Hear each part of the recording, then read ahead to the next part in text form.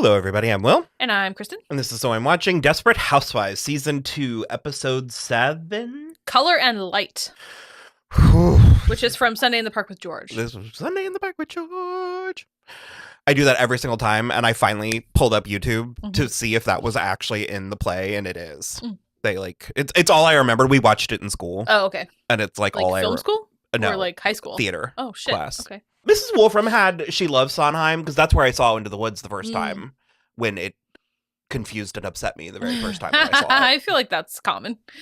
Kind of by design, Yeah. but this was kind of a doozy of an episode. We can, ironically, in a complete 180, we can start with Susan, because that was the easiest. It was the easiest. It's also like so ill-advised. She like tries to go over to Mike to like, apparently he's returned a box of her stuff in the interim, and she goes over there to try to jokey flirt her way out of it, and he is stone-faced. Hi. Oh boy. Okay, so I got the box of things you left on my porch. It hasn't been enough time. Because if you decided to hang on to my Joni Mitchell CDs, I would have had to come after you with a club. Oh, she just thinks it's gonna be cute. Not funny. Actually, I did want to just see if you were aware that you gave me back the Valentine's Day card I made you. No. Oh, well, I mean, when two people split up, normally they don't give things back like Valentine's Day cards. If you don't want it, you can can't throw get away it from it. It's awful. Please don't give it back to me. It's tacky. She's right about that. Yeah, It is pretty tacky. That's okay. People make mistakes. She didn't make him do that. She's definitely on the outs with Mike, and then it turns Well, out... she also said something where she was like, I understand that you don't want to be with me, but I figured we would at least be friends at some point. Yeah. And I was sort of like, based on what? Like, their connection was almost immediately... only romantic. Yeah. Yeah. Like... And also, like, maybe you'll be friends sometime in the future, but, like, months in the future. It's been, again, with TV time, 1 week. But for whatever reason, that just took me out. So where I'm like, what are you doing? Yeah.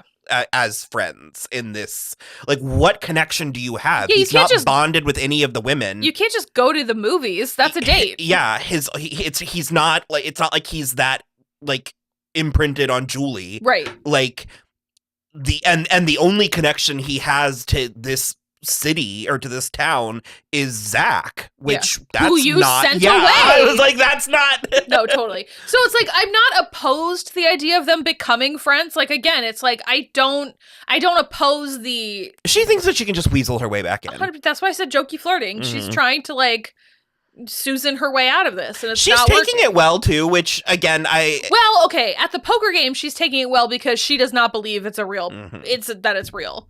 Once she goes to talk to him, that's when she goes back home and starts drinking wine, and then Carl comes over, and they start drinking wine together, and then they totally fuck about it. So ill-advised, because Edie has kicked him out. Ew, she's not gonna sleep with him, is she? Shut up! Is she gonna sleep with her ex-husband? Because Edie found a picture that Carl keeps of Susan. Wild. And it wasn't even like a... Well, because I was going to say it wasn't even like a sexy picture, but I was like... A sexy That's picture... worse. A sexy picture would be better. Yeah, Yeah. it seems like it would immediately be worse, but... No. A sexy picture's a sexy picture. If you can't handle your man having a sexy picture, it's like, I hate to bring it to you, he's watching porn. Like... But, like, it's just a sweet... Especially because he clearly gave Edie a different picture to give back to... Like, he had more than one, and she found the one of them together. But he still then had a different picture of Susan that he hid in that book. And I'm just like... It's just a sweet picture of Terry Hatcher. And I'm like, that's way worse. Just a face shot of your ex-wife? I do think it's interesting how different she is when she doesn't want something. Yeah. Because she was really smooth with him the whole time, up to and including the 4 glasses of wine. And I was like, girl. Okay. My theory is that Carl made a mistake when he cheated. If Carl hadn't cheated, they would still be happily married. Because I think she likes Carl. And that's a problem. because she's angry at Carl. And they even have that conversation too, because they both are like, that was the best sex we've ever had. Well, remember going back to season 1 with Brandy, where she was like, I've been mad at you and I'm not mad at you. Yeah. Like, I'm mad at him. Yeah, 100%. And so it's like, maybe it wouldn't work out if they got back together, but it's like they definitely did have sex, and Julie walked in on the morning after, and it's just truly horrible. Mom, are you up? Julie doesn't deserve this. Julie doesn't deserve a lot of things. Oh my God. Oh, Julie. I thought you were going straight to school. I needed money for lunch. There's a 20 in my pants, if you can find them. Oh, $20 is insane for a school lunch, too. okay. She's taking all of it, isn't There's a she? good explanation for what happened. I doubt that. Oh, you probably don't know that your father and Edie broke up last night. You slept with him the same night he broke up with her. Hey, Pumpkin. Don't even. Oh, I feel really awful. You should have felt awful before. We should not have done what we did. I know. You're gonna be able to... No! I do like she let both of them have it. She did let both of them have it, because he tries to call her Pumpkin, and she's like, I don't even start. And she just, like, left.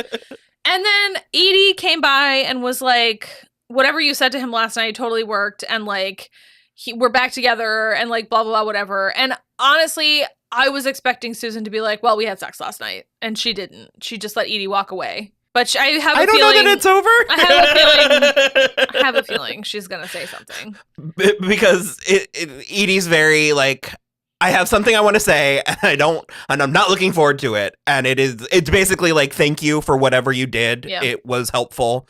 And I've always said one thing about Edie, you know where you stand. Yeah. Like, in both ways. Like, because she could have just not said anything. Yeah. And so it was like, she had to get that off her chest. Yeah. And also give the picture back. And also, she needed it to be known. She needed the record to state that she won.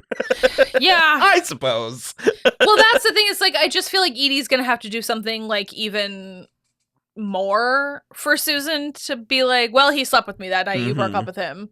But also Edie is a little bit of a gloater, but yeah, but also Julie's right. It's like very tacky to do it the day they broke up. Like, it's not it for me. But that is basically the end of Susan's story in this episode.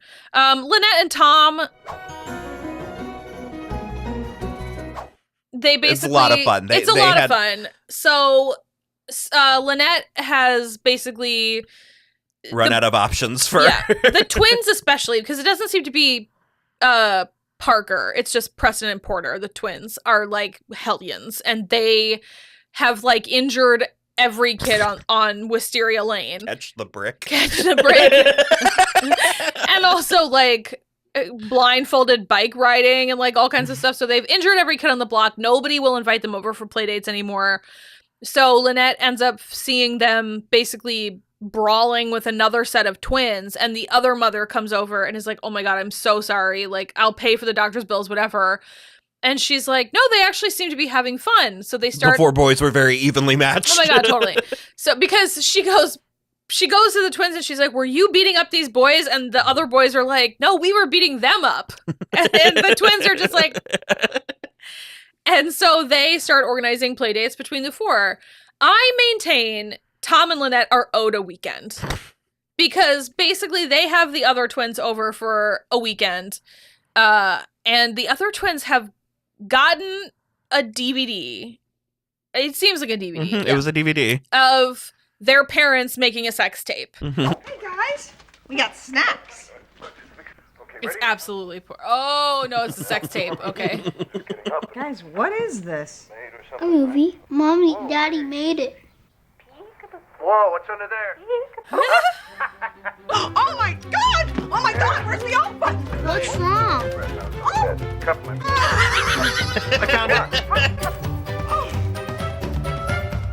And they are watching it. Peekaboo! Yeah, but Lynette and Tom, you cut it off at the pass before they can see anything really bad. It's just like their parents in underwear, which is whatever. You do get you get the sense from Tom that this is the first time he's ever seen pornography. Like certainly homemade pornography. You can just do that. So they keep the kids for the weekend, but then when they're taking them back. They're like, hey, you know, we just like found this video. Like, well, the she boys starts playing found this. peekaboo with Penny. Yeah, we're gonna be able to take Penny sooner. She's getting so big.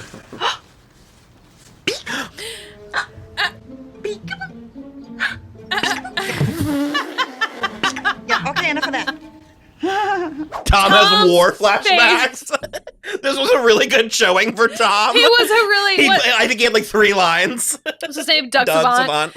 Okay. Because this is also one where you're like, God, he's good looking. He's so good. Well, you were right. Like in the last episode, he was a little scruffy, but he's like a little more cleaned up again in this episode. It was really working. Well, and they're more in season 1. They're more like at odds with each other. Yeah. And so I'm like remembering a lot of this Tom, where I'm like, Tom's actually great, and you were like, gotta go.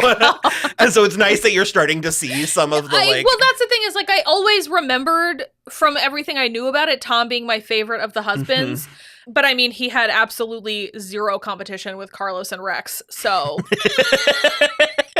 also, yes. Carlos, again, as I recall, Right. he's also very front loaded with a lot of his like despicable qualities. Sure. I think he ends up, as I recall, he ends up being very like him and Gabby are very ride or die as the show. Which I don't hate. It just is like, you did do a hate crime, unknowingly or not, and you did manhandle your wife a lot. You know, that's assault. Yeah. Yeah. You did a couple domestics, and now we've got a problem. So the wife is suitably mortified. One of your private videos made its way into Jimmy and PJ's bag. Tell me the kids didn't see it. Oh, no, don't worry. I caught it. Right before you took off your bra. I have to go. Oh, Norma. Don't let her. This is gonna. She's so embarrassed. Are we all buckled? Norma, wait. We're still on for next week. Norma. But Lynette is also like, we're not losing this. So they go over to the house and they're like, hey, man, like everything's cool. Like, don't worry about it. We're like, cool. And then the husband is like, do you want to see the room where we do it? I gotta tell you, the most embarrassing part of that video is how poorly it was shot. The production values are caca. Well, from a late perspective, it looked very professional. Leonard has always dreamed of directing movies. That's actually kind of darling. Ironic, isn't it? I finally get my wish and no one ever gets to see my work. That is a damn shame. Tom is Norma, what do you hanging think? on by a thread. Should we show them the room? Let's show them the room. Huh? Okay, I actually find this plot to be very sweet. It is. And I get it. I'm fine with it. I'm not gonna like fight the show. But part of me is like, Lynette and Tom, I'm like, you can work with this. Like, Okay. you can keep this relationship going. Because I was with you where it's like, you think that they're going to go to a swingers place. Yeah. And let's be honest, I mean, that's And if not the next step, it's the step after. But he's just like so proud of his like craftsmanship. And he's just, you can just tell he's never gotten to talk about it, except for with his wife. And Tom is like white knuckling his glass of beer. He literally, he drinks it and then puts it right back down. Yeah. And here's the thing. And you can tell that it's given this couple, these day players. Yeah. I forget what's his name. He's in stuff. He's fantastic. He's the dad from 10 Things I Hate About You. Yeah. I like. His name is Larry Miller. He's wonderful. But you can tell it's given this couple like a whole new life. Like you can tell like their marriage was probably very on the ropes like a year ago. Yeah. Like I just like he's always wanted to be a filmmaker. I like I said, I find it all so actually sweet. I wish it wasn't. I wish there was a hair less. Okay. Judgment and no, but pathetic. very specifically, the thing that I said is I was like, if this plotline was happening today, Lynette and Tom would be, oh my gosh, just try to keep the tapes away from the kids, obviously. But the issue is that I almost feel like they would be a little bit, like if we're going to an OnlyFans place, sure. I feel like they would even have to contemplate it. Like I feel like they wouldn't actually cross the threshold, but they would be like, just how much money are you? Exactly. The issue is that like every single one of these characters was born in the 60s, and that's the problem. The shame is very, very present. It's very shameful because you're supposed to talk about raw dogging your wife every night when you're trying for kids, but you're not supposed to actually let people know you have sex. Is the issue. And no other. That's just it. Because I do find those kind of jokes very funny when people are like, oh, are you trying for kids? And someone will answer very straight, yep, I'm coming inside her. Cream buying. Unprotected every night. And it's just like, why do you want it? Why, grandma, do you want to know that? Like, super sketchy. So, anyway. We're just so puritanical and gross. It's so gross. I hate it. And it's not getting better with the next generation. No. We really did a lot of sexual liberation in the 90s, and it's all gone to hell. Get with the 90s. But it is very funny, and it at the very least, it ends on a good note for the couple. It does. Like they are very happy. The Desperate Housewife montage, they're like eating popcorn, enjoying the fruits of their labor. I do find it fundamentally strange that they are watching their own sex tape as if it were just a movie and not in order to get turned on. It was almost giving me more because you're saying that they would watch it before, and it's giving me like let's review the tapes. Almost like, okay, all right. Let's take notes. Sure, okay, fine. Because they even talked about the sheets. It took them a minute to realize not to use white sheets because it bounces too much light. The light bounces, yeah. Okay, so let's do Bree. I think George might be a bad guy. George is an insane person. He's not just a bad guy, he's an insane person. I forgot. So he's purchased a house nearby, I assume. He has proposed to Bree. She said yes so as not to hurt his feelings because his mother was there. I missed that part. We were chit-chatting a little. And he expects her to live there, I guess. And then she was like, I thought we were going to a yard sale. Unbelievable. In her fucking Alpha Kappa outfit. And so she basically, they're doing something else, and he's like, oh, I just, my mom had some friends that she wanted you to meet. You don't mind, right? And then it's essentially an engagement party inside this newly purchased house, and everyone is talking. The one guy, his brother or his cousin or something, is like, I thought you were gay. I guess I still will for 9 more months. And Bree is like, what happens in 9 months? And he goes, well, you'll have a kid. And once they're not even married and still in 9 months. Disgusting. She and George are talking outside, and she goes, the last thing I would ever want is to have more kids. And I was like, Bree, you know how waspy Bree is? She had 2 kids. She is donezo with that. There's no more kids popping out of that baby maker. I'll tell you that for free. And so she just is, she's like, well, she starts talking about her therapist, who we talked about in the last episode. And then George beats him up and throws him over a bridge. Broad daylight. Broad daylight, too. Yeah, well, he's jogging. The therapist is jogging, and George is biking. Horrific. So horrible. I can't even explain it. Because he's like, I had forgotten completely. Yeah. And he's been on the show for because they were doing couples therapy. Yeah. No, they were doing couples therapy. Her and Rex were. And so he's been in since season 1. But she basically was telling George, we need to pump the brakes because this is moving very fast. And you don't know me very well, or you would know that I didn't want any more kids and stuff like that. I didn't want an engagement party sprung on me. 100%. And so that's where he decides that the therapist has to go. And so I presume that will be ongoing. She also has a nice scene with Gabby, who... First of all, this blue Dolce & Gabbana dress is stunning. I can't have them thinking I moved to the suburbs and I shop at strip malls. But when they see this dress, they will crumple to the floor like the Botox tags they are. Good. I don't know if it's really Dolce & Gabbana, but it's beautiful. The color is great on her. The cut is great on her. The little lacy details. It's beautiful. But she's in there with, what is his name in? Alex Mappa. I can't remember his name from Ugly Betty. No, he's in Parks and Rec. Typhoon or something. Oh, is it? He's like a hairdresser. He plays this character in every show. Everything. I love it. Like I said, the actor's name is Alex Mappa. Yeah.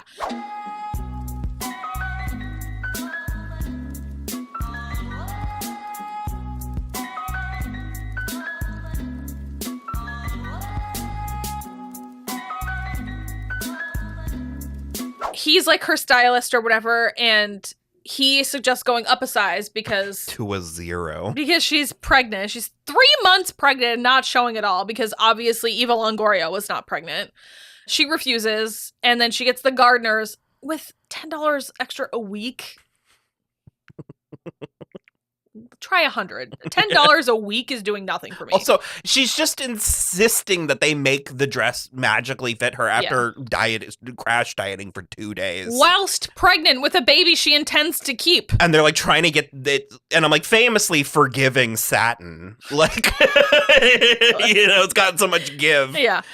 So she does get it zipped up, but then it tears, and so she has Bree over to sew her into the dress, and they have a really nice scene where Bree is like, I think you might like it, motherhood. No. Oh, come on. You don't think you're gonna love your own baby? Well, I'm not saying I'm not going to grow attached to the little bugger. I just don't have the motherhood gene. I wish I did, but I don't. What? I think a few months from now, you are going to come to me and tell me how madly in love you are with your new little baby, and I'm going to have to resist the urge to say, I told you so. Maybe. But I doubt it. There you go. How do I look? Positively glowing. But it also, like, the scene was so good. It's like a 1-2 punch. mm-hmm. Because Marcia delivers it without it being obnoxious or without she basically is like, I'm gonna get to pull the I told you so card, and she does it without it sounding like that. Like it's very nurturing for Gabby, and like, because also Gabby is the youngest one of them. Right. It's just such a good scene, and we talk about this with almost every show because it's true of almost every show, and it's also part of how these things work. But it's like, I love the moments when friends get to be friends. Yes. And it's so few and far between. This is such a good show for that, though, because it's like there isn't any... Because I have that complaint a lot when Trevor and I talk about Buffy, where I'm like, I wish there were more episodes of them just hanging out, just like being friends and doing something. But it's like every episode has to be kind of like attached to the like big arc. And there's also like different dynamics where there's like different pairings that we like. We get like a lot of Susan and Lynette stuff, but it's like Gabby and Bree. There's a part of you that's like, what is their relationship? It's a real Chandler and Phoebe. Yeah, like what is it based on? And then this episode 3 ways over is like endearing their relationship. It was really great work with the two of them. Really fantastic. And so basically she's going through all of this with the Dolce & Gabbana dress because she's meeting up with some old model friends, and she's like, I swore to them when I got married to Carlos that I would be rich and childless and happy and in love for the rest of my life, and they were just gonna like make fun of me. And Bree is like, don't they have any friends that have kids? And she's like, kind of no. And then as soon as the friends arrive, they're like, oh my God, you're pregnant. And they seem happy for her. Well, that was the other thing where I was like, she was really Gabby was really focused on the childless part, and I'm like, believe me, I get that. Like, I get that's how you pitched it to them, and presumably fashion models, that's very low on their list of intriguing things. The actual takeaway is the happy part, right? Like, so you were like, just lean into being happy about the baby. Like pull a Romeo and Michelle where it's like, oh, you wouldn't understand. Like lord it over them. Right. Like, well, it turns out their lives aren't so great because one of them is doing some sort of embryonic face thing that's going to cause memory loss. Short-term memory loss. And one of them is getting beat out on jobs by 14-year-olds. And so like, they're not very happy. But Gabby is actually, despite Carlos being in jail, in a like pretty decent emotional place. And so because she goes to Bree's, it's the second of their scenes. Yeah. She goes to Bree's to have her like cut it out. And she's talking about it like, I just stood there the whole night trying to remember why we were ever friends. Honey, people change. Yeah, that's who they've always been. I've changed. And I honestly don't know how. Maybe Susan, Lynette, and I have had a good influence on you. I doubt that. Which I do like knowing that there has been some growth with Gabby, even if we didn't necessarily see it. The other thing is because like I and we are very quick to criticize Gabby, but Gabby is a lot of talk. Of course. She's not all talk, but she is a lot. There's a lot, yeah. Yeah. So in between that, basically, Betty and Matthew have been taunting Caleb with ice cream. Because they're trying to figure out why he hurt Melanie. And he's like, she deserved it. She was a bad person. And Betty is like, nobody deserves that. and they're just trying to get him to admit something, and he like just won't do it. I don't want to comment on anything because I don't remember. Okay. And as was the case with the first season, there are like misdirects and stuff. Because you were like, he's clearly her son, right? And I was sort of like, Well, I mean, I okay. remember believing that at that point. The reason I say that is because I think so. The credit on IMDb says Caleb Applewhite. Yeah, I think so. I think that's what the case. I couldn't remember. I don't remember what the other layers are, or even if there are. So okay, ones. because that I'm gonna say it here because I think it's a fair hit on the plot line. If he did kill this girl, I feel like what they're doing to him is worse than what would have happened if he had gone to trial and been convicted of this. He's clearly not fully mentally developed. He would have gone into some sort of care home. That's where I'm going to bring up the second uncomfortable talking point that we touched on in the reaction, where he's a big, scary black man. Okay, so basically they're taunting him with this ice cream, and they take it away when he won't answer the way that Betty wants him to. And then I mean, I agree that it's like, what are you saving him from? I don't think you're saving him from it because you're making him live in a basement. You are feeding him, but you're not giving him a better life than he would have had, which is what. And they're still very rigidly like lording things over him because it's like they've had to make this cell, the bunker, and they made it like a cell, like a bunker. Yeah, like part of me is surprised it's not decorated like a room. Sure. You Yeah, know? because then my only issue is like, was it actually Matthew that did this, and they're making him take the blame for it? But he admits to saying she was a bad person, so I'm obviously withholding final judgment, but it does seem very. Why are you doing this to this simple man who clearly doesn't really have the faculties to fully understand, like, are you trying to send him to prison? I'm very confused right now, so we'll see. But basically, after they take the ice cream away from him, he's like jangling on the chains that he's shackled to. And what did you say?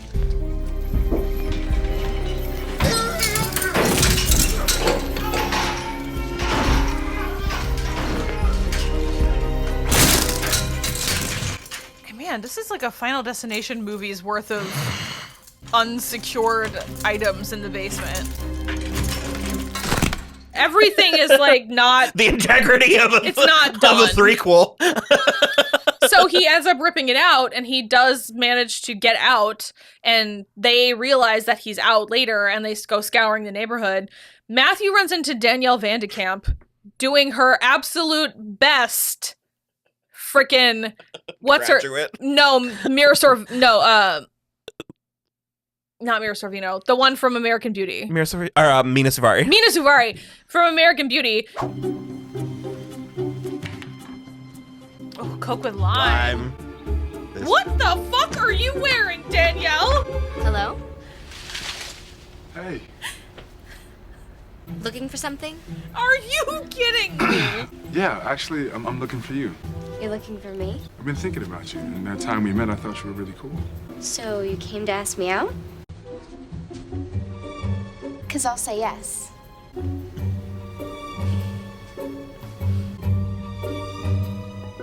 She's wearing like a gauzy white, Smoking a cigarette in a hot pink into her Diet Coke with lime, which was all the rage. I lived off of Diet Coke with lime. I actually would kill for a Diet Coke with lime right now. I remember in California, Kristin and I, the whole time we were like, Can we get lime with our Coke, please? Yeah.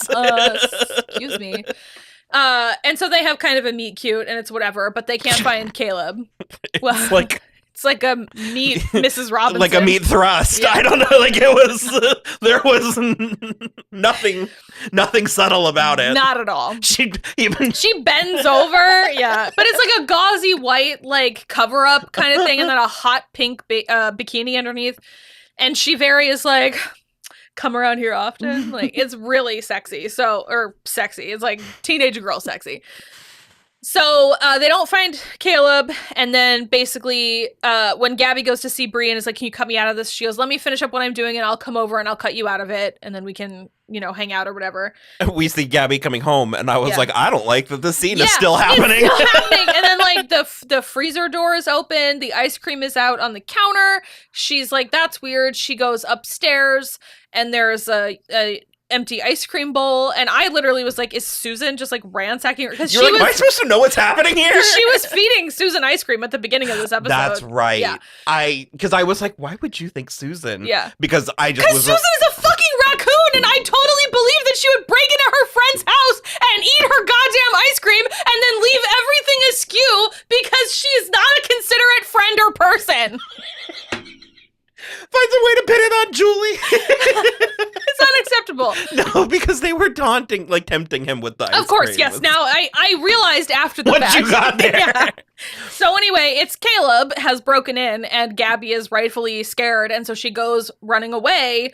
And the funniest thing, like, you've been like this with this show the whole time. And I guess, like, I love this show. I think it's great. Well, because 5 minutes prior to the scene, I was like, here's the thing, is like, I know that Gabby and Carlos have kids, but I know that it's not now because I know there's a time jump. And so I know she loses this baby, and I just don't know when. And it was like 4 minutes later, because as she's running away from Caleb, because he is chasing her, he knows he's not supposed to be where he is and everything.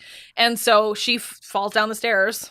And that's why, because they like really lean into, that's why I did the whole like the scary black man thing, is they lean into it because those are the optics. And I think that's what Betty is worried about, afraid of. And this is the kind of thing that's like, I can't really comment on it because, again, we've got so many more episodes that I don't really remember where it goes. Yeah.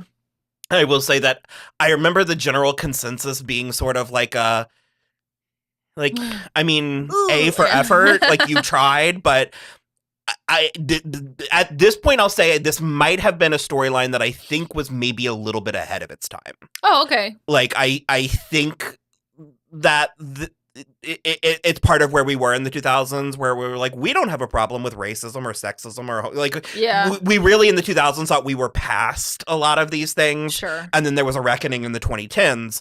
And so it's like, I'm sure there's a scene coming up at some point with Bree and Andrew where she just is like, which one of you is the woman, And I'm like, it's like she's like accepting, but it's also still like really like inappropriate. Reductive. Yeah.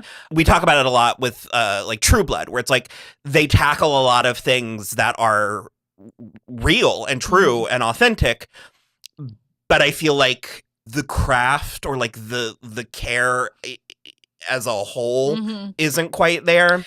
And it's like we're getting... Trevor and I have been having that problem covering Angel because it's like, I'm sorry, but like a 42-minute WB show in the year 1999 is not where we need to be tackling female genital mutilation. And they really gave it a try.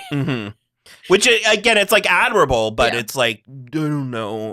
And sometimes it's like you only find out through doing. Yeah. And like... They keep trying other stuff, though. Sure. And, Alfred Woodard and Mehcad Brooks are like, I'll say anything that is there is what they are bringing. 100%. Like, it's like they're doing a great job. Yeah. And I do love, like, Alfred. She kind of has this, like, spacey thing that she goes into that I think is so good. So funny. And so she plays into the housewife thing. And so that's another thing that's kind of interesting to me is, like, because when we were watching the first couple episodes, there was a note that was like, she wasn't specifically written. The Applewhites weren't written as black. And I'm like, I think once you cast them and black, you should have adjusted the story. That's sort of what I mean, where I think like at the time we were like, progressive. Yeah. And now we're like, ooh.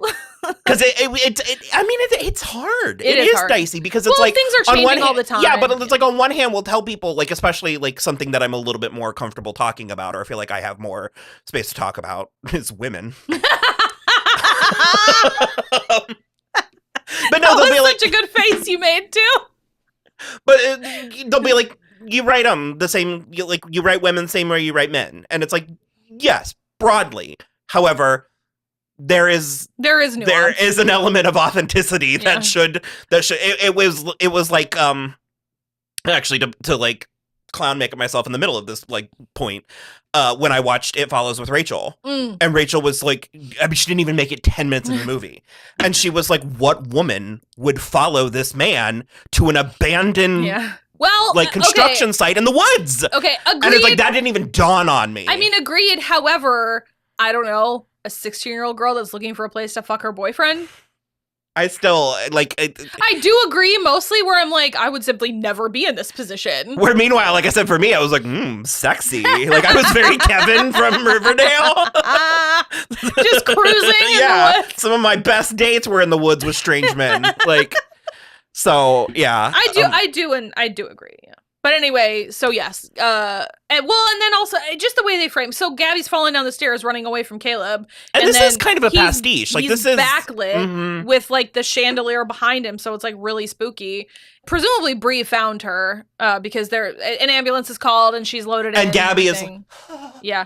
And she asks Bree, earlier in the episode, she had been using the sonogram as, like, a coaster for her coffee, and then she, like, asks Bree to, like, bring her the sonogram, like, to go to the hospital, so it's very clear she's losing the baby. It's schmaltzy, but I think it works. It works. It definitely does work. It just is really, like, one of those things. And I was like, I know she loses this baby. And when does it happen? And I'm like, well, right now. And that's what I started to say, where I was like, I love this show. And in many ways, it is, quality, but it also is a primetime soap opera from 2005. Like, some of the writing is there. Obviously. Very obviously.